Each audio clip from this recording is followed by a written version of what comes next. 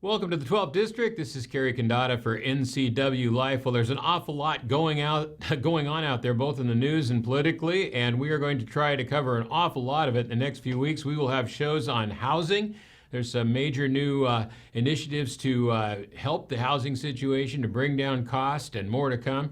We will have a story on healthcare with Dr. Stark, one of the leading doctors on healthcare coverage. He will be here in the next week or two to talk about the current situation on healthcare. But today, let's look at some of the news stories we've been following over the past few months, including Boeing, including England, including the national polls. After the last debate, national polls on the Democrat side changed quite a bit. We'll tell you who the winners are, who the losers are. We're going to talk about that.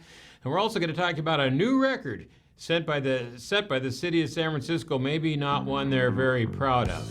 All that and more when we return to the 12th District. We'll be right back.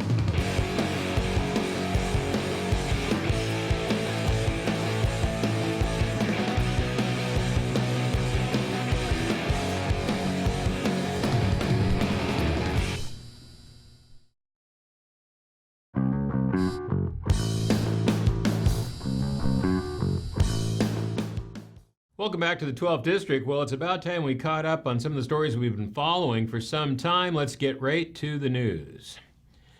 Starting with England, we've talked about Brexit, we've talked about the elections and what's going on, but there is an interesting phenomena going on right now as we move towards a new leader of England. It looks to be the apparent leader is Boris Johnson, and the way he's doing it, let's just say he's climbing in the polls and looking like he may be certainly the next conservative leader and probably the next prime minister. But how is he doing it? He keeps mentioning things like making England great at this, great at that, and it sounds awfully familiar, but basically what Boris Johnson has been campaigning on for the last 30 or 40 days is two major points. He will exercise Brexit. They will get out of the European Union, and he will make England great again, and that is moving him in the polls like no one else. It's skyrocketing. It sounds familiar? Well, we're going to follow this one closely because if Boris takes over, I think maybe the relationship between the U.S. and England might be very good, and that might be very good for the folks in England as well, who have certainly suffered enough under a very mixed government situation the last few years. Looks like they may have a similar leader to ours that moves the ball forward. In national news, the stock market continues to react to record levels with some very, very good reports. Of course, the Chinese showdown was averted on more tariffs. President Donald Trump has given them some more time. They are still negotiating and will continue to negotiate, and we'll follow that as it has effects on north central Washington. But at this point, any further tariffs have been averted, and due to that, the stock market reacted very positively. Another story right on the backs of that was Donald Trump again, President Donald Trump, visiting North Korea, actually walking across the line, the first president to walk into North Korea in one of the most dramatic events in politics in many, many years. And it looks like that relationship is, well, maybe not perfect, but not on bad terms. That is good news as well. And again, made the stock market feel good. But the big drive for the stock market, as you probably know, is the Fed has said they are still considering lowering interest rates if necessary. Now, a week or two ago, they had kind of backed off the throttle and the stock market started to drop, feeling as if that may not happen. But the fact of the matter is, they are still looking at that possibility as trade talks continue. If that needs to happen to keep things rolling, so be it. Because the combination of those lower interest rates and some successful trade talks will launch this economy into overdrive next year, if not sooner. Last but not least, continued positive economic news, low unemployment, high job growth, high wage growth. The numbers just keep coming in, even though people try to be doom and gloom. A lot of people out there say it's about to end. I would say if the Fed continues on their policies and the trade issues are resolved, there is no end to this growth, at least not for several years. The only negative news that could pull it back down is tensions with Iran, which continue, although that even seems to be moving closer to negotiations rather than war, and that is certainly good news. A slight and quick side note, Ross Perot passed away last week, as you've probably heard on many news stations. He had the most successful independent campaign in United States history, running as an independent. And I just happen to remember it's when I first got involved in politics and got interested. And I certainly remember all the charts and graphs. And to this day, I think that was a brilliant presentation to actually show the American people what's really going on and what could go on with the right policies. We will miss Ross Perot, and hopefully another independent or any candidate will take up that concept and move forward. I think the more people know, the better. All right, and a story behind the story, very interesting. Amazon, again, is being accused of blocking reviews on the #1 selling book on the Amazon book list, which is called Justice on Trial, the story of the Kavanaugh confirmation hearings. Supposedly it's getting rave reviews, but because that book is somewhat conservative, those reviews are being blocked by Amazon. Now, this is not the first time this has happened. They were also accused of trying to suppress reviews for the Hillary Clinton book a few years ago that she released talking about her failed campaign. Supposedly that one had 900 one-star reviews in the first few days, absolutely devastating reviews, and Amazon pulled all of them, and that is a fact. So the chances that this story are true are probably fairly good. Both Amazon and Facebook now being accused of suppressing conservative viewpoints throughout the United States and on all their platforms. Well, healthcare is back in the news. We're going, as I stated earlier, we're going to be talking about healthcare, using a whole show about healthcare, because there is some major news in terms of court cases moving through the courts all the way potentially to the Supreme Court. And again, we'll discuss this in detail about what it means for Obamacare and our healthcare system moving forward. These are major court cases and could have a huge impact on which direction we go with healthcare in the future. Also in healthcare news, California is now the first state to offer healthcare to illegal aliens, or should we say non-citizens.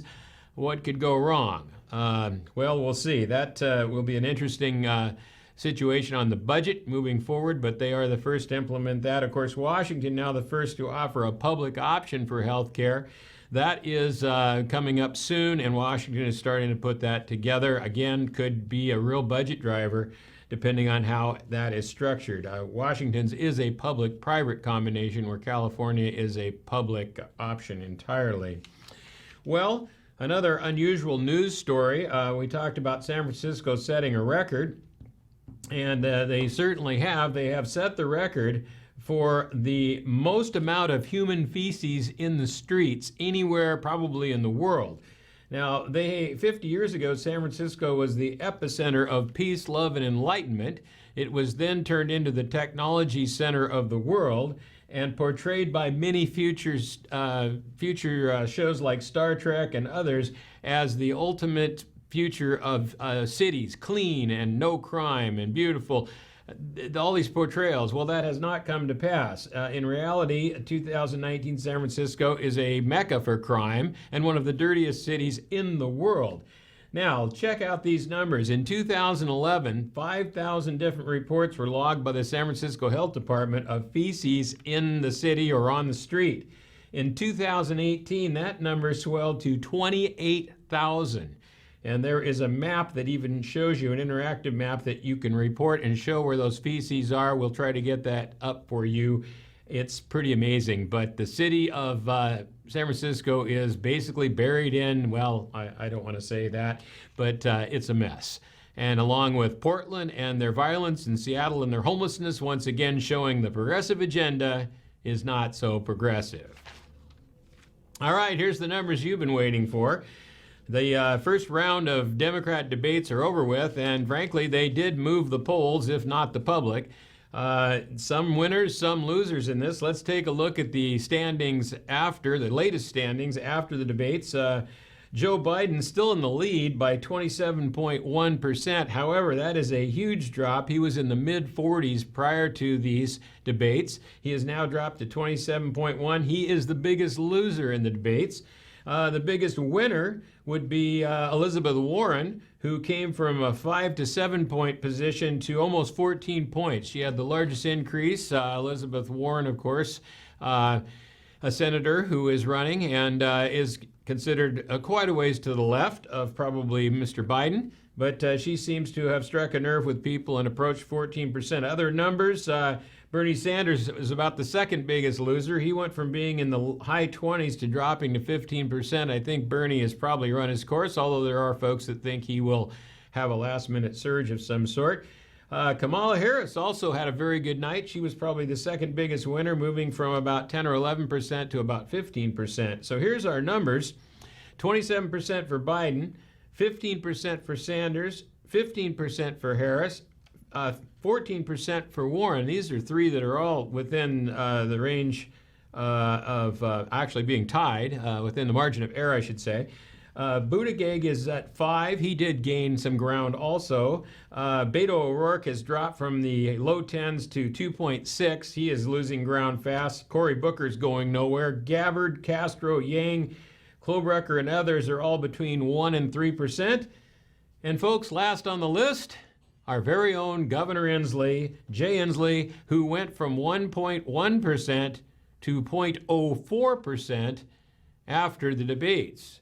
I don't think Jay's climate speech got him too much traction. However, to make things worse, he now has a competitor. The billionaire from California, Tom Steyer, has entered the Democrat race. Based on what platform? Fighting climate change. Jay, I think it's time to go home, but maybe not this home.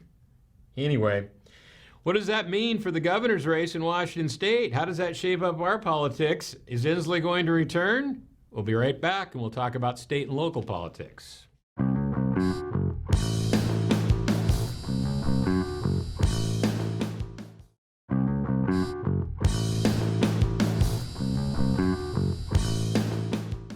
Welcome back to the 12th District. We're going to state and local news now. We just mentioned the national presidential race and what's going on there. Still a lot of movement in the Democrat side. It looks like Jay Inslee is not gaining a lot of ground. He really needs to get to 3 or 4% to stay in the race. He may have one more shot at one more debate to see if he can do that. However, he's got competition now from Tom Steyer, who's entered the race with the same platform as Jay Inslee. Now, what if Jay doesn't make it? He has obviously kept everybody at bay. There are 3 potential people to run for governor of Washington State on the Democrat side. And the fact is they've all been holding off on any announcements, waiting for Jay to see what he's going to do. Why? Because he can run for a 3rd term. In this state, there are no term limits on governors. Dan Evans ran and made it 3 times. And there was someone, I think, back in the 1940s that did as well. So it's been done. So there's a possibility that Jay Inslee would come back and run again. Now, this has created a lot of problems for these candidates that are lining up, because not only do you have the Commissioner of Public Lands, Hillary Franz, deciding whether she runs again for public lands or runs for governor. You've got Bob Ferguson deciding whether he runs for AG again or runs for governor. And you've got Dow Constantine, the King County executive, who is waiting in the wings as well. Now, behind that, there are a number of legislators and other folks that are lined up for those positions. There are a number of people that have said they would run for Commissioner of Public Lands. There are a number of people looking at the AG's office, and I'm sure there are people in King County wanting that executive position from Dow Constantine. So what this has created is a series of dominoes going backwards. We don't know how that's going to end up until Jay Inslee makes his final decision. But what we've heard in the rumor mill out of Olympia is that these folks are getting a little bit testy about it, and that one of them may pull the trigger anyway and just go for it. And that would set up a primary in the Democrat side. And I have a feeling in a primary situation, my opinion is Jay Inslee will not make it through. If Inslee decides to run again, who will run against him? There are 3 names out there right now. Phil Fortunato is a House member from the 31st District in Enumclaw, who has talked about running. J.T. Wilcox, the Republican leader, has not said one way or the other, but is certainly a favorite. And of course, there is always Dave Reichert, who is hovering out there and has been Congress and has been a sheriff and has great name recognition. I would not be shocked to see him hovering around that particular race as well. I think the polls are showing right now that of these other 3 Democrats, a couple of them might be beatable, and certainly Jay Inslee is very vulnerable based on his ratings. So this governor's race could be a little better than what we expected initially. Well, in other news, Mount Hood, I should say, has been having a series of small earthquakes. There is a watch on Mount Hood right now. There is concern that it is showing similar patterns to Mount St. Helens back so many years ago. Could Mount Hood be the next one to blow its top? Well, I guess we'll be following that story as that continues. But speaking of earthquakes, a big one in Seattle. The famous restaurant chain Restaurants Unlimited, who has been in Seattle for years and years and years and has produced many successful restaurants, has filed for bankruptcy. The reason? A continuing increase in costs due to Seattle and Washington labor laws. Of course, that's pointing directly at the minimum wage going up in Seattle. And of course, the additional burden of paid family leave, paid sick leave, and now potentially other costs like long-term care. The company has said they cannot continue under the current conditions and have filed bankruptcy. I have a feeling they will not be the last to do so when we move to $13.50 an hour. I can tell you a lot of our local businesses here have contacted me and said they are questioning whether they will continue their business into 2020 when the minimum wage hits $13.50. A stabbing in downtown Seattle has certainly got people worried. Seattle has had an increasing crime rate and a lot of other issues with homelessness and drugs. But a stabbing has certainly set back at least the gun control community because it's showing that, well, the weapon necessarily isn't the problem. What really is the problem in Washington State is our mental health situation. This gentleman, I should say he's not a gentleman, this person that was involved in this stabbing, the perpetrator, was in and out of mental institutions several times and was already considered dangerous by his family and other people, but nobody was doing anything about it, and he ended up stabbing several people with a very large knife. Gun control will not take care of that, and we certainly know the weapons aren't the issue. It comes down to the social issues that we need to deal with, and Seattle has more than their share. All right, Boeing, we said we'd mention Boeing. Not a good scenario. They are backing up jets all over, including into their own employee parking lots, as deliveries drop 54%. This cannot bode well for the Washington economy in the long run. It certainly could be a hiccup. But beyond that, Boeing needs to get the 737 MAX back in the air, and they are working around the clock. They have a fix, but supposedly it still has some issues, and they are working diligently to repair them. We certainly have seen, I think, what is a slowdown in those big fuselage units moving through Wenatchee on their way to the Renton plant. Production has been cut to less than 40 units per month. All right, Washington takes another hit in the polls, a different poll. This was a major retirement survey across the United States measuring a number of different variables, and Washington came up 46th out of 50 for places to retire. Of course, where were they weak? Mainly in general affordability. Very costly to live here in more ways than one. That includes housing prices, taxes, and all kinds of other issues. And that's even with the low power costs, with all the other costs offset it. So we've failed very badly on general affordability. High crime rate. Now, I suspect that's concentrated around Seattle. I think as a state overall, our crime rate's probably not as bad as this indicates. A wellness and healthcare issue. I was a little surprised at that one. We scored very low on wellness and healthcare. And of course, last but not least, one of the factors was weather. And at least in Western Washington, that's certainly a consideration. Who are the top states for retirement?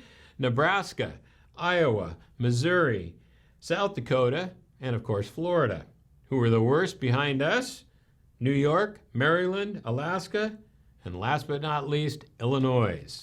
Illinois is having one of the most major exodus of any states in population, followed closely by California at this point.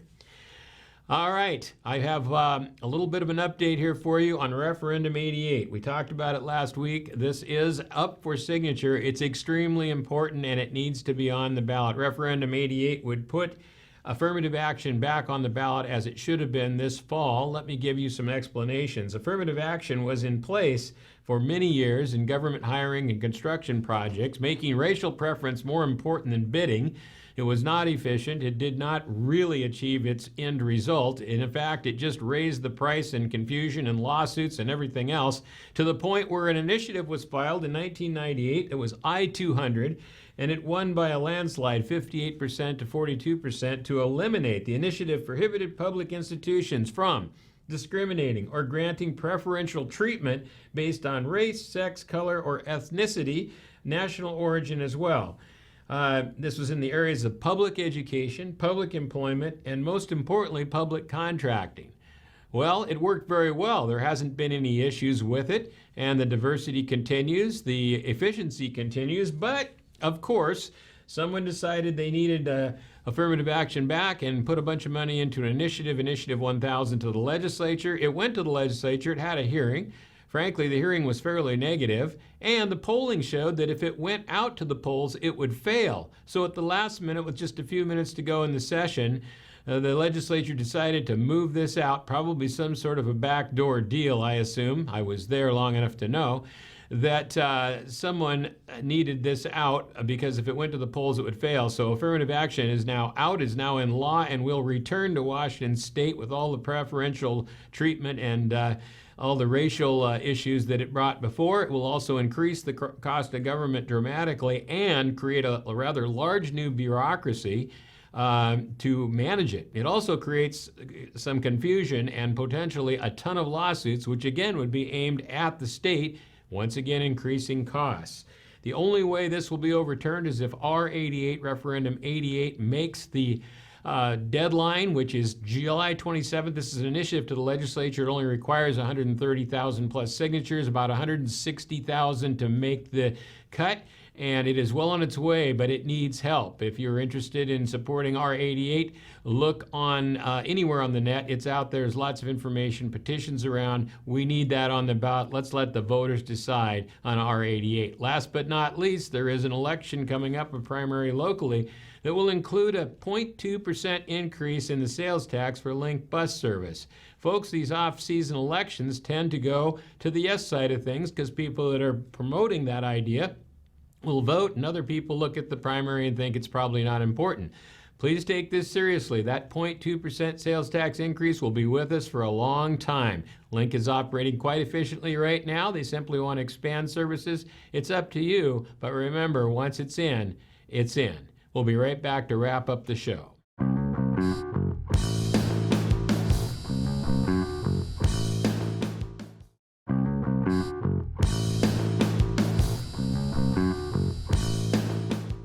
Well, that's about it for today. That's a lot of information coming at you. We'll have a lot more coming up, including shows on housing, some new initiatives and legislation to help reduce the cost of housing from Andrew Barkas, our representative from the District 2 over near Olympia. And we will have Dr. Stark on from the Washington Policy Center to talk about the situation on Obamacare and ultimately the Supreme Court's decisions that may be coming soon. Once again, last but not least, if you have the opportunity to sign R88, please do. Let's put it on the ballot. Let's give the folks a chance to vote on affirmative action. This policy will increase government spending dramatically. It will be a heyday for lawyers and lawsuits. And frankly, we don't need to return to that point. Have you been to a government office lately? Have you noticed the diversity? Have you seen a construction crew on the road and noticed there's plenty of diversity? Folks, those days are really past us. I know some people want to perpetuate the myth that racism is still a major issue. It's an issue. There's no question about it. But we've come a long ways. And policies like affirmative action just take us back to where we don't want to go. Please sign R88, get it on the ballot, and we'll be talking about a new organization on initiatives and referendums soon. It's called Restore Washington. It came out of the group Washington for I-1648. It's a very exciting new group, and I'm looking forward to seeing that come into play. This is Kerry Condata for NCW Life. This is the 12th District. We'll be back next week with housing, health care, and a whole lot more. Thanks for joining us.